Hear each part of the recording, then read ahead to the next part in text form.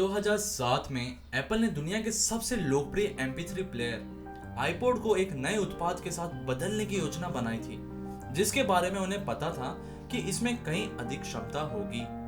यह आईफोन था, तो हाँ, वे सही थे। क्या होगा अगर मैं आपसे कहूं कि वही बात वापस से होने वाली है, कि एप्पल एक क्रांतिकारी अवधारणा पर काम कर रहा था जिसमें आईफोन को बदलने की क्षमता हो और संभवतः स्मार्टफोन भी। और इसका जवाब हमारी आंखों के ठीक सामने हो सकता है, और सब कुछ चश्मे की एक जोड़ी से संभव होगा जिसे एप्पल ग्लास कहा जाएगा।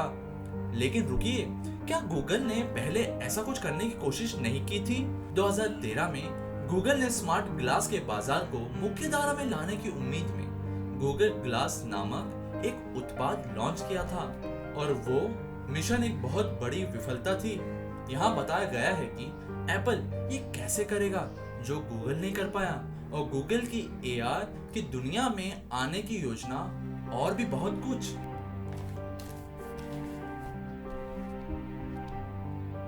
एप्पल के वर्चुअल रियलिटी और ऑगमेंटेड रियलिटी की बात लीक हो रही है, जिससे एप्पल के प्रशंसक उत्साहित हो रहे हैं। एप्पल की लीक हमें यह बताती है कि कंपनी वर्तमान में कम से कम 2 AR डिवाइस पर काम कर रही है। उनमें से एक VR हेडसेट है और दूसरा एप्पल ग्लास है।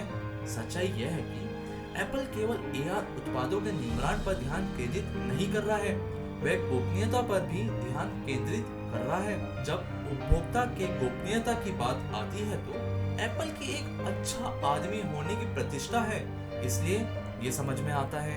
इसके अलावा मेटा, जो अभी AR VR पर ध्यान दे रही हैं, उनको मेटावर्स के प्रयासों के लिए गोपनीयता के संबंध में चल रही आलोचना का सामना करना पड़ रहा है।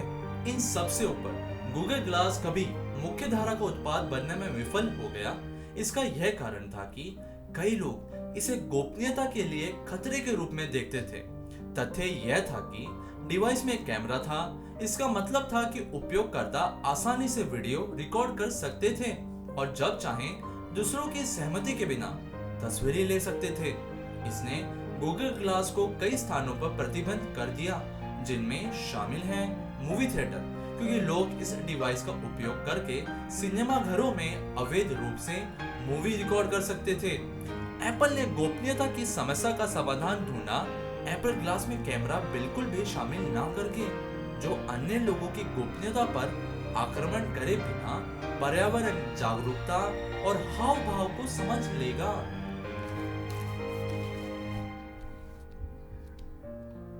एप्पल ग्लास सालों से अफवाह बने हुए हैं और लोगों को यह समझाने के लिए कोई भी वैश्वीय लीक नहीं है कि ये वास्तव में होने वाले हैं, पर अब है।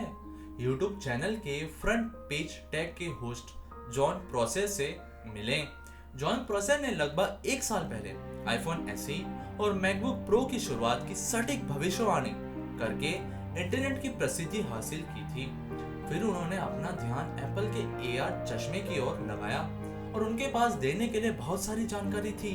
जॉन प्रोसेर के अनुसार एप्पल ग्लास की कीमत $499 होगी।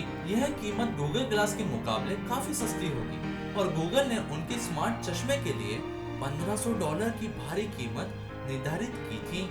एप्पल ग्लास की अफवाह की कीमत अन्य उत्पादों की कीमतों को पहले से ही अधिक हास्यास्पद लगती है। अगर यह भी संभव है, $499 की कम डरावनी वाली लागत भी अधिक लोगों को उत्पाद खरीदने के लिए बना सकती है, जिससे एप्पल को स्मार्ट चश्मे को मुख्य धारा में लाने में मदद मिलेगी।